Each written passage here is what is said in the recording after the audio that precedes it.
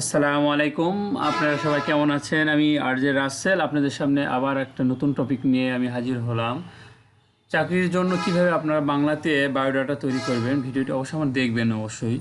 আর আমি এই সম্বন্ধে আজকে আমি ডিসকাস করবো এবং দেখাবো, প্র্যাকটিক্যালি দেখাবো। আপনারা দেখেন, না দেখলে বুঝতে পারবেন না। দেখার পরে জিনিসটা নিজে অবশ্যই বাসায় ট্রাই করবেন, দেখবেন যে কাজটা আপনি শিখে গিয়েছে। আমি দেখাবো আজকে বাংলাতে বায়োডাটা কেমন তৈরি করা হয়। দেখুন, আমরা প্রতিটি লেখার ক্ষেত্রে ফন্ট সিলেকশন করতে হয়। সর্বপ্রথম আমাদের পেজটা ওপেন করবো, ফন্টটা সিলেকশন করে নেবো। ফন্ট সিলেকশন করতে হলে অবশ্যই পেজ লেআউটে গিয়ে পেজ সাইজ দেওয়ার পরে আমরা এখন তারপরে মার্জিনটা সিলেকশন করব। দেখতে পাচ্ছেন মার্জিন আমরা নর্মালি সচরাচর ইউজ করে থাকি, সেই ক্ষেত্রে মার্জিন আমরা নর্মালি নিয়ে নেব। আর বাংলা লেখার ক্ষেত্রে অবশ্যই ফন্ট সিলেকশন তো অবশ্যই করতে হবে, বাংলা হোক ইংলিশ হোক যেটাই লেখেন সেটা ফন্ট সিলেকশন করতে হবে। সেই ফন্ট সিলেকশন করতে হলে অবশ্যই আপনাকে ফন্ট সেটআপে যেতে হবে। যাওয়ার পরে আমরা বাংলা লেখার জন্য যে ফন্ট, বাংলা বিজয় ফন্ট যেটা লাগে আর কি, যেটা 57 এমজি যেটা বলি, আমরা 57 এমজি সিলেকশন করলাম। দেখতে পাচ্ছেন আপনারা 57 এমজি সিলেকশন করার পরে আমরা এখানে কিন্তু একটা পেজ সেটআপ হয়ে গেছে অলরেডি। এখন আমরা লিখে দেখবো যে লেখাটা কি ঠিক মতো আসছে ঠিক কিনা। আমি চাপলাম, চাপে কিন্তু আসতেছে না। দেন এখন আমরা এটাকে কি করব, কন্ট্রোল অ্যালার্ট বি দিয়ে আবার চাপা দেখি। হ্যাঁ বন্ধুরা, চলে আসছে, দেখতে পাচ্ছি আমরা। এখন চলে আসছে। এখন আমরা এটাকে আমরা লিখবো। আমি একটা কপি করে রাখছি, এটা পেস্ট করে দিচ্ছি, এটা আমি দেখাচ্ছি। কপি পেস্ট করার নিয়মটাও আপনাদের বলে দিই। কোনো কিছু কপি করলে লেখাটাকে আবার এই পেজে নিয়ে আসে কন্ট্রোল ভি, অথবা এখানে পেস্ট অপশান আছে আপনারা দেখতে পাচ্ছেন। আপনি শর্টকাটে আমরা কন্ট্রোল ভি দিয়ে আমরা কাজ করি। আপনাদের যেভাবে সুবিধা সেভাবে করবেন, দেন আপনাদের ইচ্ছা মতো আর কি। আমি পেস্ট করলাম, করার পরে একটা জীবন বৃত্তান্ত চলে আসলো, বাংলা বায়োডাটা যেটাকে বলে আর কি।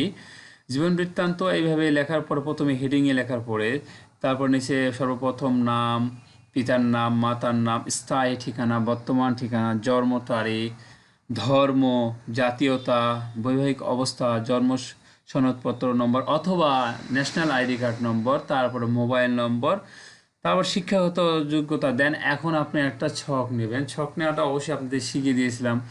ইনসার্টে গিয়ে আপনাদের হচ্ছে যে টেবিলে গিয়ে এখানে যায় ইনসার্ট টেবিল নেওয়ার পরে সিলেকশন করার পরে এখানে দেখতে পাচ্ছেন এখানে ইচ্ছা মতো এই যে কলামের অপশন চলেছে। কলাম নেওয়ার পরে এখানে ইন্টার চাপলে কলামটা চলে আসবে। তো দেখতে পাচ্ছি বন্ধুরা, আমরা যেহেতু এখানে লিখে ফেলছি মোটামুটি, এখানে দেখতে পাচ্ছেন এইভাবে বাংলা বায়োডাটা তৈরি করতে হয়। অনেকে জানেন হয়তো, অবশ্যই যার যে মতন সুবিধা মতন করবেন।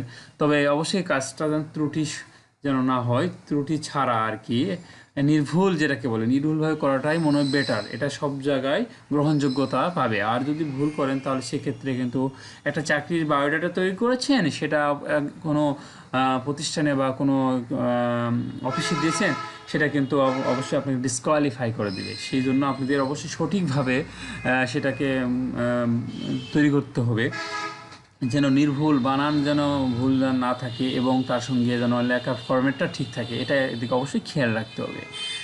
যেমন আমি আমার এগুলো ফরম্যাটটা সিলেকশন করছি। এখন আমার নাম আমি লিখলাম এখানে রাসেল, সরি, এখানে পুরোপুরি সিলেকশন হয়ে গেছে। যেহেতু আমি এখানে লিখতেছি রাসেল হোসেন। দেখেন এইভাবে সেম ফরম্যাট যদি সাজানো থাকে আপনি এই ফরম্যাটের উপর লিখতে পারেন। আবার যদি মনে করেন না নিজে ফরম্যাট তৈরি করবেন, সেক্ষেত্রে আপনাকে ফরম্যাট প্রথম থেকেই তৈরি করতে সাজিয়ে গুজিয়ে লিখতে হবে। আমি প্রথমে একবার ডিসকাস করলাম। প্রথমে জীবন বৃত্তান্ত লেখার পরে এক নম্বর নাম্বারিং করলে ভালো হয়, সেক্ষেত্রে বোঝার জন্য সুবিধা হয়। দেন আপনি নাম্বারিং করেই লিখলে অনেকটা বুঝতে সুবিধা হবে এবং আপনি নিজে বুঝতে পারবেন এবং অপরকে বোঝাতে পারবেন। আপনি যদি মনে করেন না আরেকজনকে শিখাবেন, সেক্ষেত্রেও ভালো। আর যদি মনে করেন না এক দুই আপনি নাম্বারিং ছাড়াই লিখবেন, সেটাও লিখতে পারবেন, কিন্তু নাম্বারিংটাই বেশি গ্রহণযোগ্যতা পায় আর কি এক্ষেত্রে। তারপর পিতার নাম লিখবেন,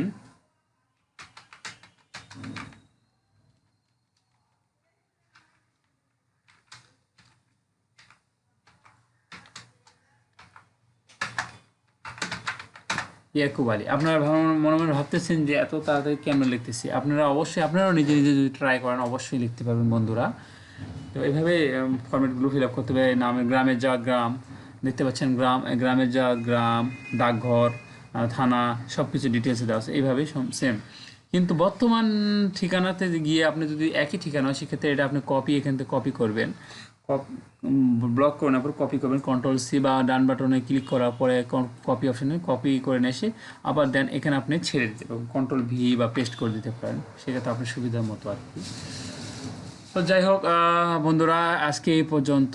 আগামী ক্লাসে আমি আবার নতুন কোনো টপিক নিয়ে আপনাদের সামনে হাজির হব। আমি RJ রাসেল। আপনারা সবাই ভালো থাকবেন, সুস্থ থাকবেন, এবং আমার ভিডিও যদি অবশ্যই ভালো লেগে থাকে অবশ্যই আমার চ্যানেলে সাবস্ক্রাইব করতে অবশ্যই ভুলবেন না।